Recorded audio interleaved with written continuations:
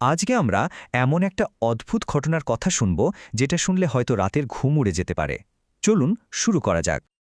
আচ্ছা, কখনো কি এমন হয়েছে যে জ্বরের ঘোরে দেখা কোনো কিছুকে স্বপ্ন বলে উড়িয়ে দেওয়া যাচ্ছে না? এই গল্পটা ঠিক এমনই একটা প্রশ্ন দিয়ে শুরু হয়, যেখানে অসুস্থতা আর অতিপ্রাকৃতের মধ্যেকার দেওয়ালটা যেন একদম ভেঙে পড়ে। গল্পে যিনি কথক তার কাহিনীটা শুরু হচ্ছে একটা খুব সাধারণ সন্ধেবেলা থেকে। মানে তখন থেকেই তার শরীরে একটু একটু করে অসুস্থতা বাসা বাঁধতে শুরু করেছে আর কি। তো শরীরটা ভালো লাগছিল না বলে সে তার মাকে সোজা বলে দিল যে সে আজ আর টিউটারের কাছে পড়তে যেতে পারবে না। আর যেই না সন্ধ্যা নামল, অমনি আবহাওয়া খারাপ হতে শুরু করল। মানে বাইরে ঝড় বৃষ্টির এমন অবস্থা যে পুরো পরিবারটাকেই একরকম বাড়ির ভেতরে আটকে পড়তে হলো। এর মধ্যে আবার কারেন্টও চলে গেল। চারিদিকে ঘুটঘুটে অন্ধকার, শুধু বৃষ্টির শব্দ। এই রকম একটা পরিস্থিতিতে ওর মা ওকে একটা টিমটিমে আলো ধরিয়ে দিয়ে নিজের ঘরে একা রেখে গেলেন। তো সে যখন প্রায় ঘুমের দেশে চলে গেছে, ঠিক সেই মুহূর্তে একটা অদ্ভুত শব্দ রাতের ওই নিস্তব্ধতাকে যেন চুরমার করে দিল। কিসের শব্দ? দরজায় কে যেন খুব জোরে টোকা দিল।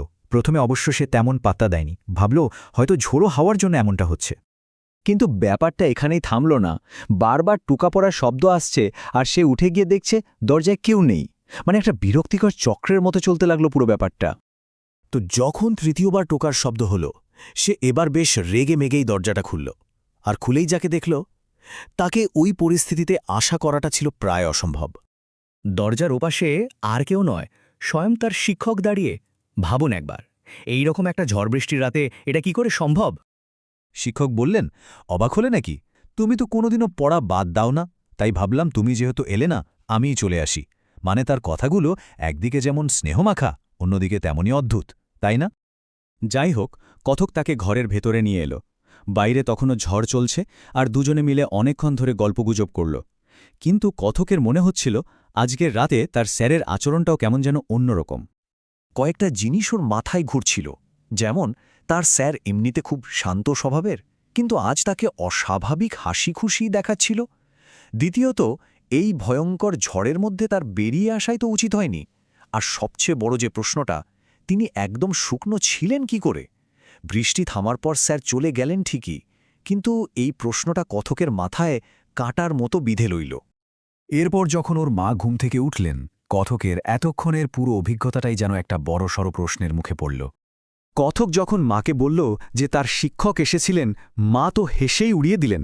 তার মায়ের মতে ছেলের জ্বর এসেছে, আর সে জ্বরের ঘোরে একা একাই কথা বলছিল। এটা শুনে তো কথকের মেজাজ খারাপ হয়ে গেল। সে কিছুতেই মানতে রাজি নয় যে পুরোটা তার কল্পনা। সে জেদ ধরে বসল, তুমি স্যারকে ফোন করো, এক্ষুনি ফোন করে জিজ্ঞেস করো যে তিনি এসেছিলেন কিনা। এরপর যা হলো সেটা শোনার জন্য কথক একদমই প্রস্তুত ছিল না। ফোন করার পর তার শিক্ষক পরিষ্কারভাবে জানিয়ে দিলেন, না তো, আমি তো আজ রাতে কোথাও যাইনি, আমি বাড়িতেই ছিলাম। ব্যাস, মায়ের ব্যাখ্যা মানে জ্বরের ঘোরের তথ্যটা তো এখানেই শেষ। তাহলে আসল সত্যিটা কি? এই ভয়ঙ্কর উত্তরটা খোঁজার জন্য কথক এবার একদম একা হয়ে পড়ল।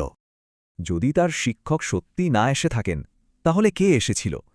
এই প্রশ্নটা মাথায় আসতেই সে ওই রাতের অদ্ভুত ঘটনাগুলো এক এক করে মেলাতে শুরু করল। আর ঠিক তখনই একটা ব্যাপার পরিষ্কার হয়ে গেল। যদি অন্য কেউ এসে থাকে, তাহলেই একমাত্র ব্যাখ্যা করা যায় যে সেই অতিথি কেন বৃষ্টিতে একটুও ভেজেনি।